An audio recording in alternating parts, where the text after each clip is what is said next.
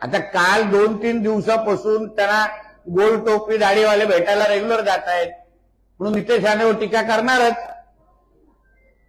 अब्बा को खुश करना है ना, तो नितेश राणे को गाली देना पडेगा।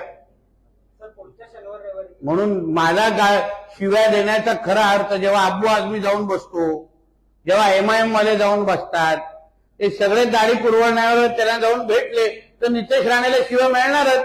कारण की मी हिंदुत्वाचं काम करतो, मी जिहादच्या विरोधात लढतोय। अहो पॅलेस्टाईनचे समर्थक म्हणून ते अब्बू आझमीकडे पाहिलं जातं। हे एमआयएम लोकांचे बॅकग्राऊंड जरा तुम्ही लोक बघा, त्याचे समर्थक म्हणून त्यांना पाहिलं जातं। त्यांना कसं भेटणार, कसे भेटतात हे?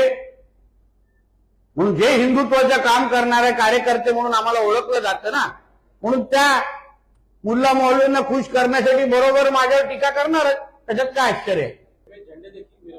हो, कारण का आता सगळे तेच बोलतो ना, काल 2-3 दिवसापासून जे जे लोक त्यांच्याबरोबर स्टेजवर बसतायत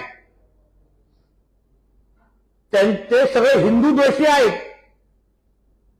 जिहाद मानसिकतेचे लोक त्या व्यासपीठावर कसे जाऊ शकतात, ज्याच्या विरुद्ध आमच्या छत्रपती शिवरायांनी स्वराज्य उभं केलंय, ते लोक व्यासपीठावर कसं जमतात? मला गौमूत्र शिंपडलं पाहिजे त्या व्यासपीठावर।